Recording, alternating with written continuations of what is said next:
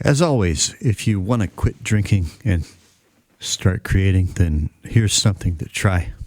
You can make your own music at home, audio productions at home, sound collage, whatever you want to do. You can do it at home. And it's not going to cost you much, if anything, to get started. I am Lean Bear, coming to you from lovely, scenic Paju City, South Korea. I turned up the bass a little bit in the EQ to this microphone. I made a video last night, part 4 of this series, I guess, on how to source and download and install virtual instruments, which can be played on MIDI controller keyboard, such as the one that you see here. This is a Nectar Impact LX61, several years old. And it's not the fanciest thing out there by any means, but it has more features than I use, honestly. And it more than gets the job done. Maybe I should do a video on selecting a MIDI controller. This is 61 keys.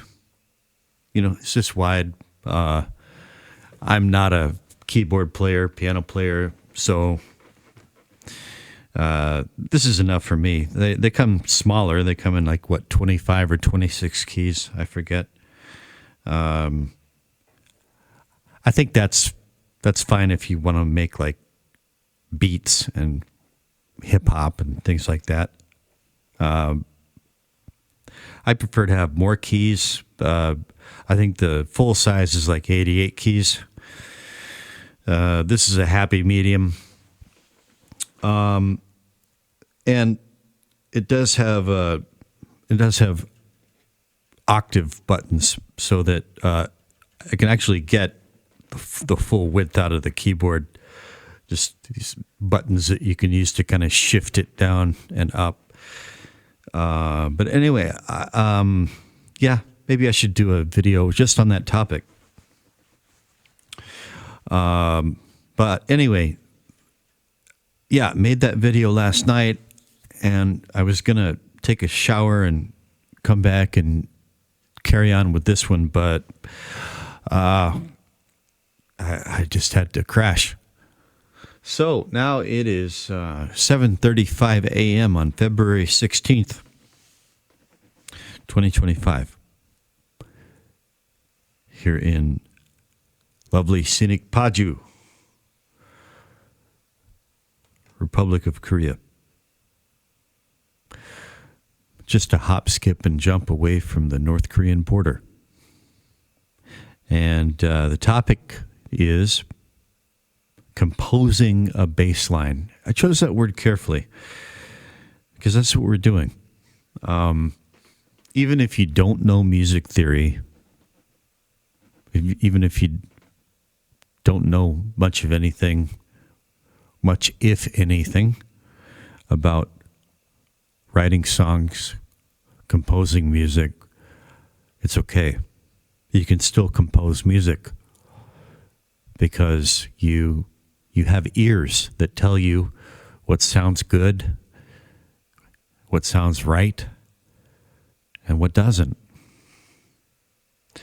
And presumably you have fingers.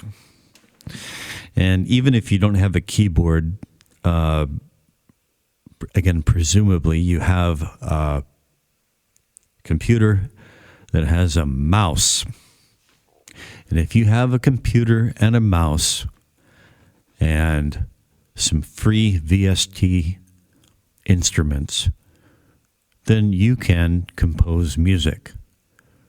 All right? It's going to be a bit painstaking at times if you're just using the mouse, but it's still doable. You can do it.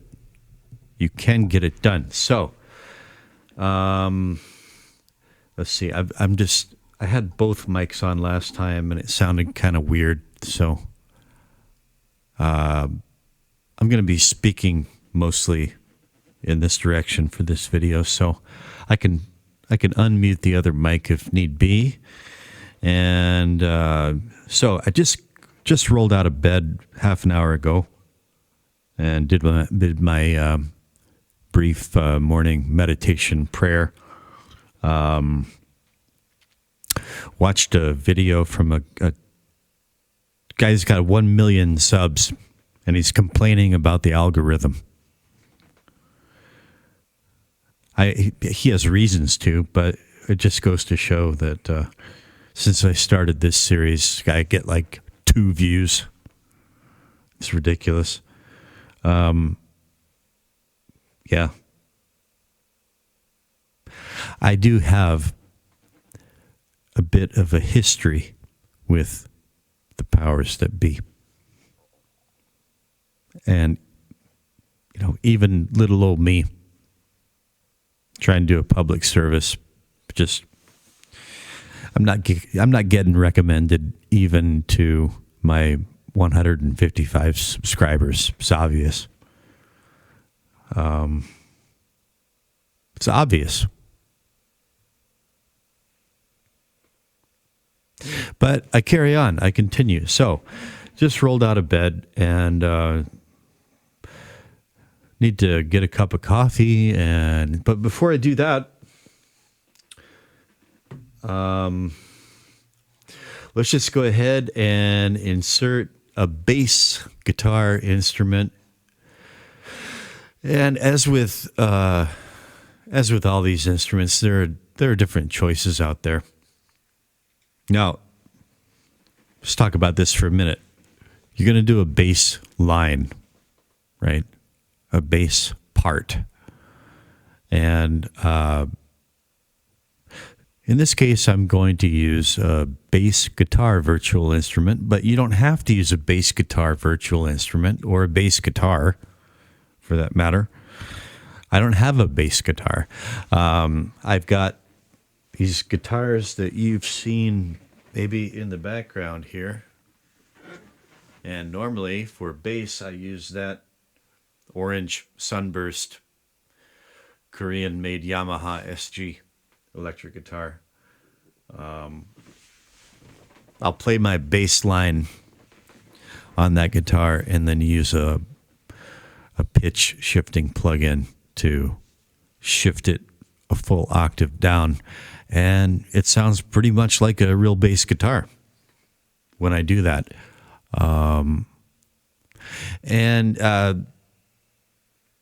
Sometimes I have reasons for wanting to do it that way. For this song, I've decided that I tracked one guitar part, and I think, I'm going to use the guitar again for just some sort of atmospheric touches. But for this song, for the bass line, I'm going to use the keyboard. And so I've got quite a few choices in terms of arrangement, instrumentation. I could use a synth bass. You download a virtual synthesizer. If it has any number of presets, usually several, if not more, of them will be, for bass lines. They're specifically called bass. So there are some synths out there that are just sort of devoted to bass sounds. So I could use like a synth bass pad, but I'm going to be doing a lot of not a lot, but this song is going to be very synth heavy, and so I think it would be good to have what sounds like a real bass guitar, as close as possible anyway. So I'm going to use a virtual instrument that is native to Cakewalk, comes bundled with Cakewalk. When you download and install Cakewalk, you're going to get these. Now over here, once again, you see that button that says collapse right there? That collapses that side pane or expand. This is plugins and virtual instruments over here. And if I click effects, these are all plugins. And if I click this little button right here, insert virtual instruments, there are my virtual instruments, the ones that I've installed anyway. And this folder right here says Cakewalk. I click the plus, and these are the 4 virtual instruments that come bundled with Cakewalk, and they're really good. I've used 3 of them. I haven't used electric piano just because I can't play piano. I can, I guess if I was bound and determined, I could compose a piano part, but I'm just going to stick with organs and synths for the time being. But yeah, I've used string section. It's really good. It sounds really nice. The drum kit is very decent. And the bass guitar, there are better bass VSTs out there, but this is fine. It sounds really good. It serves my purpose for now. And the cool thing about this kind of composition is that, like especially for a bass guitar VST instrument, I could always come in and just insert another instrument. I compose my piano roll, and those are the notes. All right, and so any instrument that I stick in there, it's gonna be triggered by the same notes. Same notes, different instrument, right? So later on down the line, I can decide. Well, I don't like Cakewalk's bass VST for this one. I'm going to try this other bass VST, and I can do that. So that's one nice aspect of this kind of workflow. This if I do my bass line with my guitar over there, I don't have that luxury. I don't have those options. When I track it with the guitar, I'm tracking I'm tracking a wave file, right? It's an actual audio file. These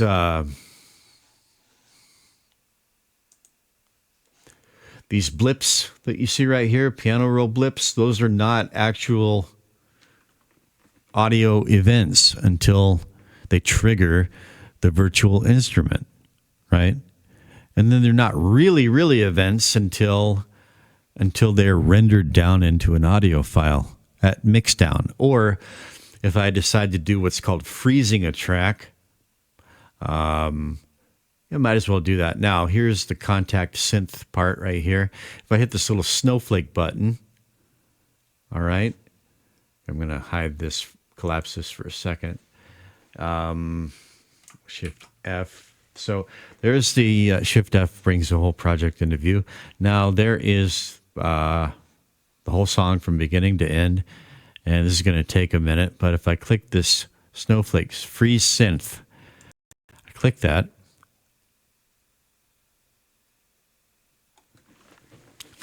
And that caused, I forgot, whenever I do this, it causes a delay where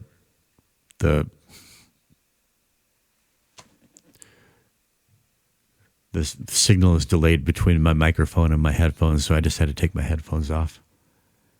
And that means I'm going to have to restart OBS and start a new video and stitch the parts together in a video editor before I upload to YouTube, which is a pain in the ass, but yeah, this is what I'm willing to go through for 0 recommendations from the almighty algorithm. Yeah. Well, I'm going to go ahead and pause this, get myself a cup of coffee, and when I come back, you're going to see these blips here rendered into a waveform that looks like the waveforms of tracks 3 and 4. You probably understand this already, but I'm just doing this for the purposes of demonstration. Just in case. Okay, so I'm going to hit pause, and I'll be back in a flash. Okay, I'm back after a shower. Got my espresso. And, okay, as you can see, let me see here. Right, so I clicked on the snowflake freeze button before stopping the video, and you can see now that it has been rendered into waveforms. Okay, that means it's actual digital audio now in rendered form. Okay, but I'm going to go ahead and unfreeze that. Okay. Now it's piano roll blips again, fully editable in every conceivable way. And now it's time to get on with the main topic at hand in this video, which is composing a bass line. Full disclosure, while I was gone, before I got in the shower, I did record another vocal track. I now have 2 vocal tracks. This one here is baritone, and this one here, the original scratch vocal track, is tenor. They are, I don't know, 2 octaves apart maybe. Morning time, early morning time is the best time of day for a man to sing at his lowest. That's a good time for me to sing at the very bottom edge of my baritone range. I actually measured my range a couple of days ago. It was C sharp to C sharp, 4 octaves. I was surprised. Didn't used to be 4 octaves. Of course, I quit smoking. When I quit drinking, I quit smoking, and it's probably improved my range a bit. I still do the vape nicotine, but anyway, one day I'll give up nicotine too, maybe, but I really do like the stuff. It helps me. It helps me think. It really does. You might have noticed I'm rather nonlinear, and sometimes that can be not optimal. Depends. So, all right. And in the shower, I was thinking about how to talk about bass, composing a bass line, the importance of bass, yada, yada, yada, yada, yada. And it occurred to me that, look, part of the idea here is to take you through my workflow, my process of creating a song from the beginning to the end, and to do it as naturally and organically as possible. And it occurred to me that I'm overthinking it. Now I'm doing it I'm doing that. Ordinarily, I don't overthink things. I've learned not to. I am overthinking it a bit because this is, after all, I'm trying to produce a tutorial series. So this involves demonstrations, and so it can never be exactly like what it is when I'm not thinking about communicating this process to others. Okay, but yeah,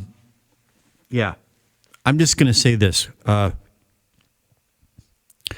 if you've never paid attention to bass parts, bass lines before, the best thing you can do is just go back to all your favorite music, all your favorite songs over the course of your life, and start paying attention to the bass parts. A lot of people don't, they just kind of ignore the bass lines. The bass player is always like the unsung hero in the band. God, I suddenly got a ringing in my ear. It's annoying. Okay. Just go, you'll hear all kinds of bass lines, very simple ones, very elaborate ones. You hear bass lines that sound almost like guitar solos sometimes. They're so intricate and so busy. But ultimately, it's like what serves the song, what works. The bass is part of the foundation, and you want it to be strong and solid and serviceable. Sometimes you want it to really poke out and be prominent.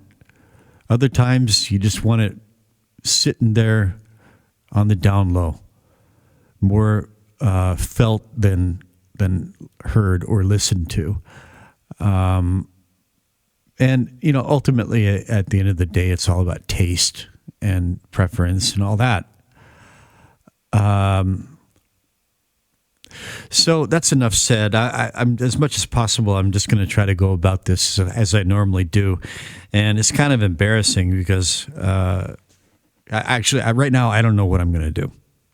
I just have an idea that I'd like to start out with something really simple.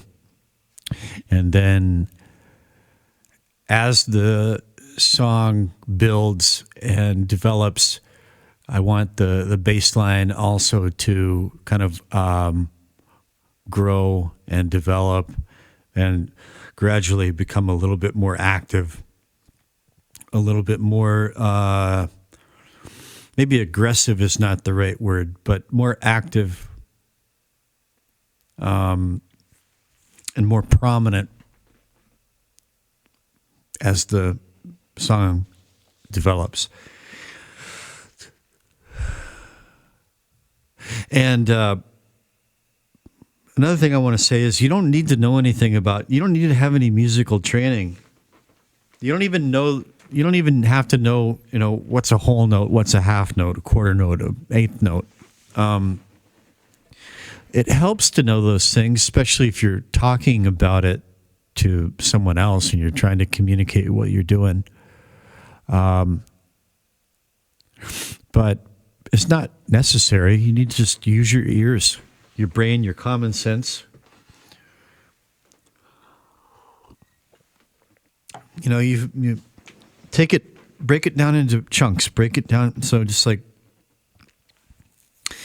let's say you've got a chord progression. In this case, it's going from B to A to E, back to B. I might just take that B, A, E, B, and work out a series of notes on the bass that sound good, feel right, and practice that until I can more or less do it. Hit record that much, stop. At that point, you might do some copy paste, or you might not. You might want to just track everything.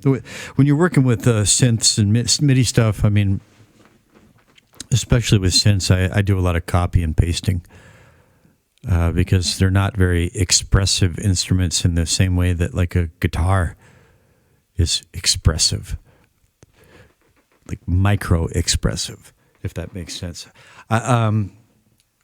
Okay, I gotta blow my nose. Be right back. Okay, back now.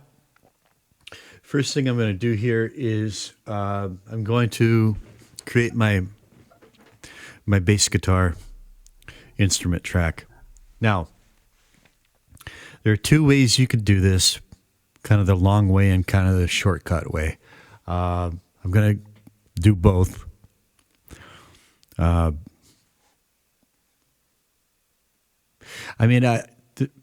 In this case, I don't prefer one way or the other. Sometimes I do one, sometimes I do the other. Just depends. If I don't happen to have this side pane open, then I'll just do it this way. Click the plus right here, add track. And you have the choice between audio track or instrument track. In this case, it's going to be instrument. And here's the pull-down menu where I'm going to select my instrument. It's going to be under the Cakewalk folder and SI bass guitar. Okay. And I select that. Input, Impact LX61 is the name of my controller. I'm going to select MIDI Omni under that and then create. And there it is. I can scroll down a little bit and expand it. And then I can hit the Control F. And there we go. Click this little button here, and this brings up the instrument. You see the bass, and I can use the mouse to click on the strings. Here.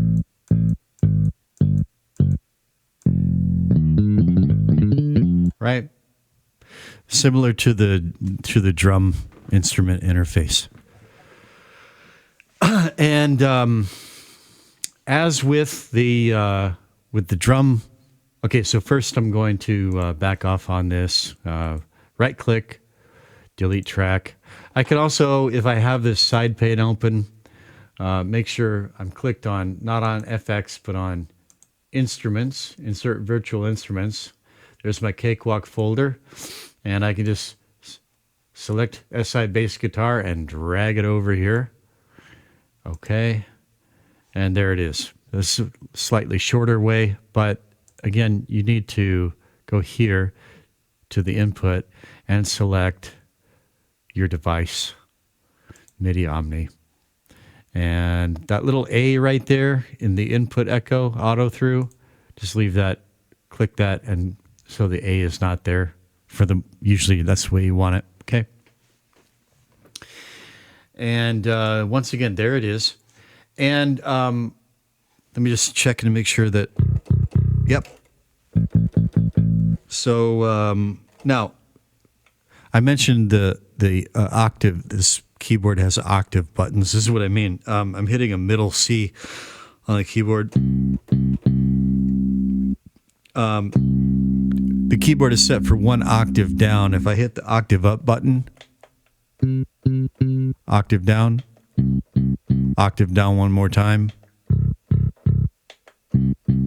I've got it on octave one down for the time being. I'm going to be using my left hand. Let's see. What?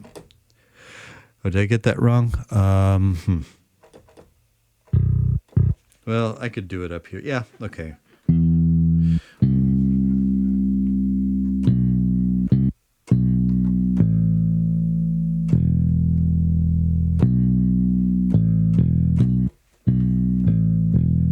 That's fine. Down here it stops working because it's too low. So there's my B, there's my A, there's my E, and there's my B again. So the simplest of simple bass lines would just be the tonics or the root notes of those chords.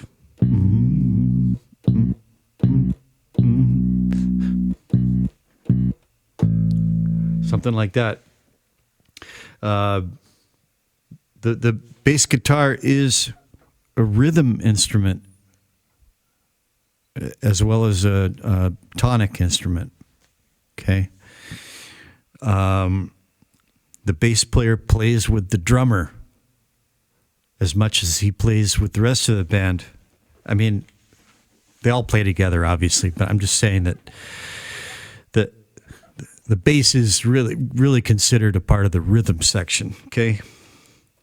And so you may choose just a very simple, very minimalist bass line in terms of the notes that you use, but there still should be some element of rhythm in there. If you just play, these are whole notes. 1, 2, 3, 1, 2, just like that.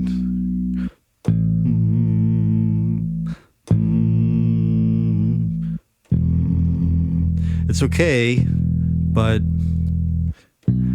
it's not really doing anything for the song rhythmically. It's not, you know,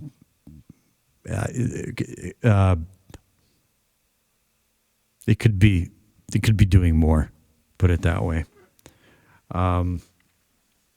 So first off, okay, let's going to go with what I normally do here, right? So I'm going to stop yapping so much and start actually working. I'm going to go back to the beginning and let me check my... First, I'm going to see where it's peaking when I really hit the key. Right over here, you can see that the level is peaking at negative 9.7. First, I'm just going to hit play and see how well I hear the bass through the mix as it is.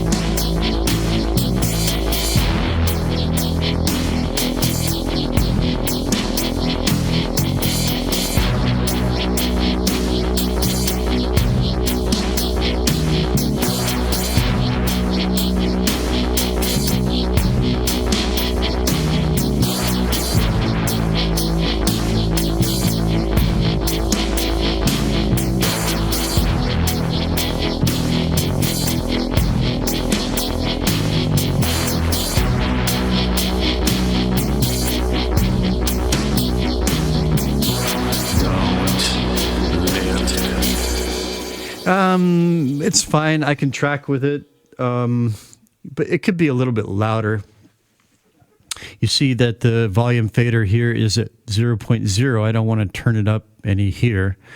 Let me see. Let's check the level on the instrument itself. The instrument itself is going to have an output level, and it has a drive. It has compression. These are things that it has an EQ. These are things that you might want to tweak. So, well, let's just go ahead and kind of like see what those sound like right now. There's my B. I'm going to turn drive up. Well, that makes a big difference right there, right? There's a level button, green to red, green to orange. Now it's a solid red, right? I like overdriven bass. It's a sound that I really dig. For this song, I'm not sure. I'm just going to start with something kind of intermediate like that. Let's see if you can hear what compression does.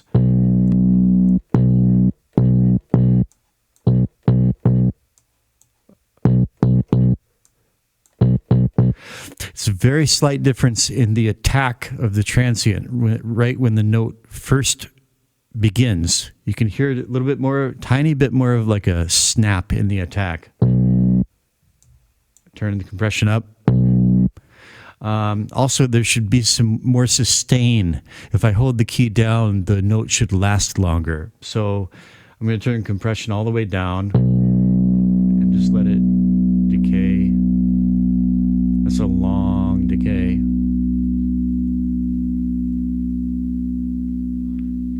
going on a good long time. But now let me turn compression up and...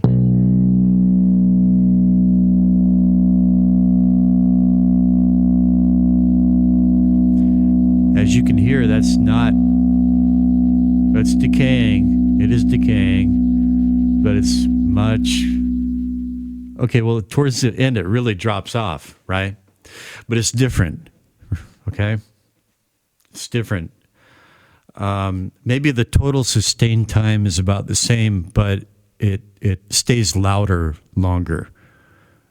And then, so here it just more gradually fades away, and then with compression up, it stays louder longer, and then towards the end, it sort of rapidly drops away. I'm just going to put compression also like at a moderate setting. EQ, again, it's all taste really. Now here's the output volume knob. I was going to turn that up a little bit, but when I turned up drive, I think that's enough. Little drive, it's going to poke through. There's pan left or right.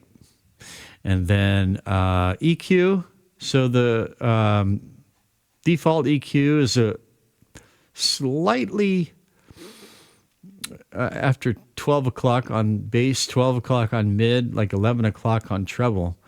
I mean, it sounds pretty decent the way it is. But just so you can hear, if I turn like mid all the way down.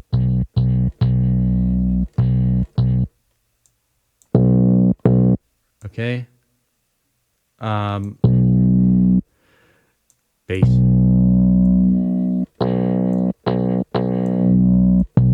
And you know, it's like it's all good. There's no right or wrong here. Get more like stringy fret sound with the treble up, right?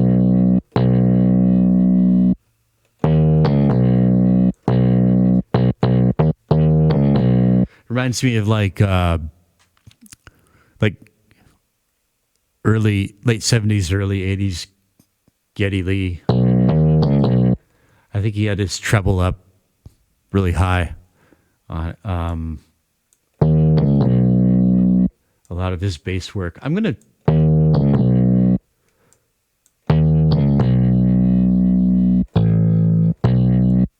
I would leave treble at 12.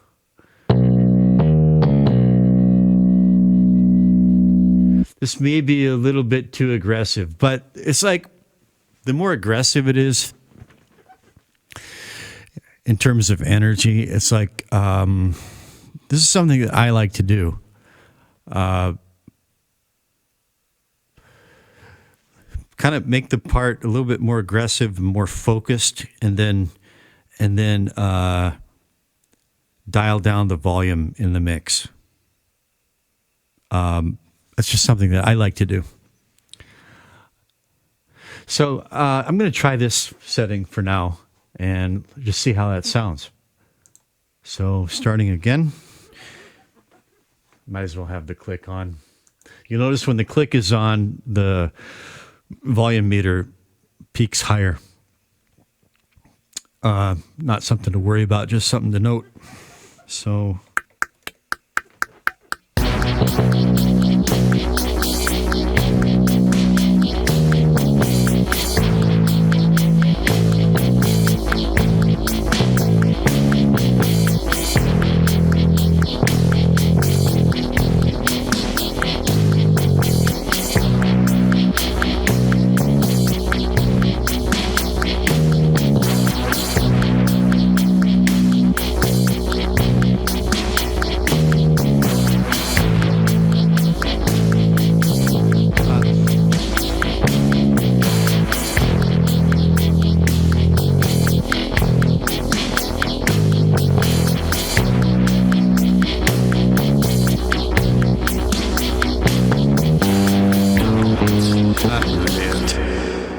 Okay.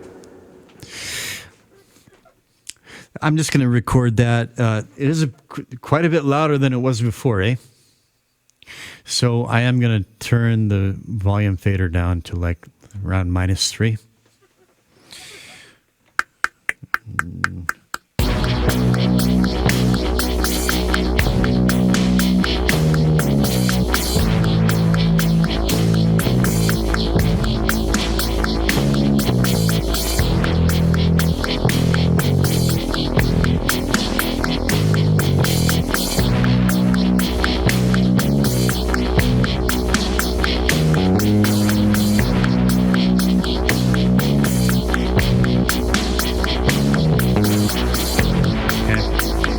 Once I start screwing around, then I start hitting wrong notes because I don't know what I'm doing on a keyboard. But, okay, stick with my workflow. Okay, so I'm going to start with something real simple, real basic like that. So I'm going to go ahead and record. This is the intro part. I'm going to record the intro, keep it simple, stupid, and then stop. See how it sounds, maybe tweak it a little bit, maybe grab another coffee, come back to it.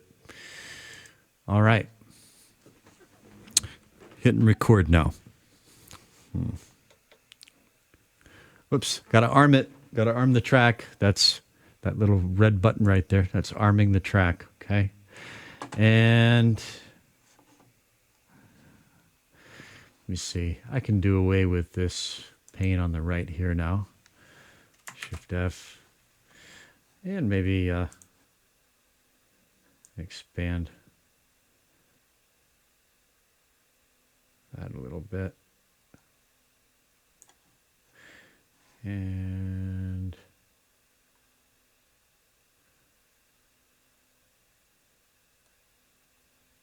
there we go. That's good. All right. Track is armed.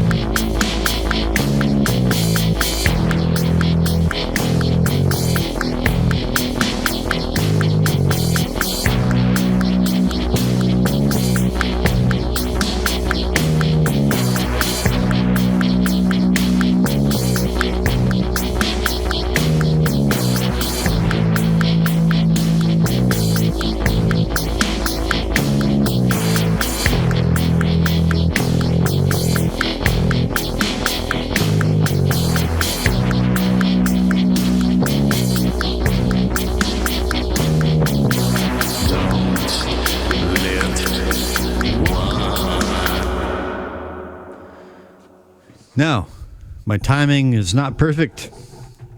It's really, the bass guitar is a rhythm instrument.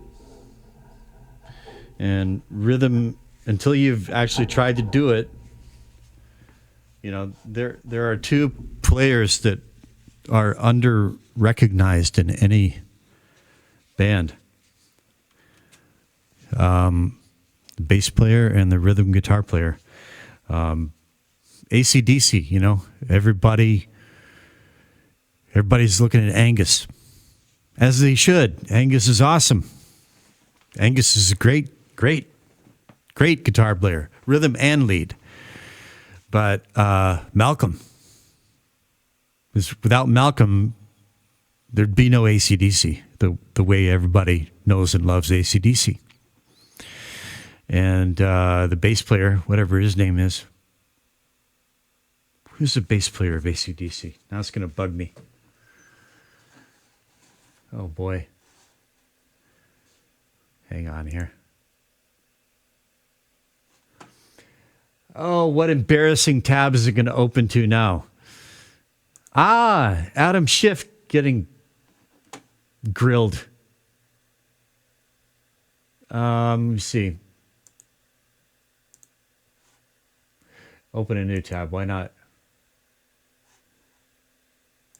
See, who's the bass player of AC/DC? I don't know.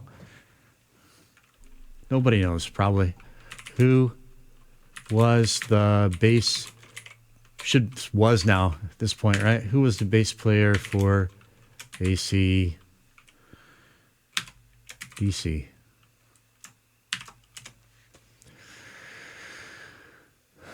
Cliff Williams.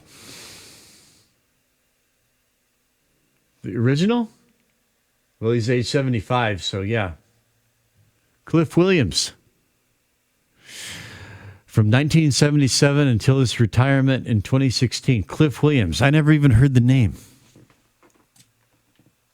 I just know Angus Young, Malcolm Young, Brian Johnson, Bon Scott before him. Who's the drummer?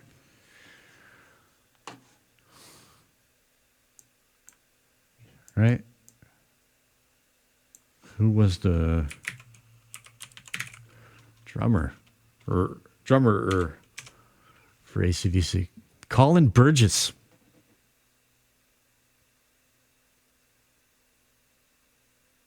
Oh. Phil Rudd. Simon Wright. I guess I heard of Simon Wright. Chris Slade. Never heard of him. Anyway, the point is, yeah.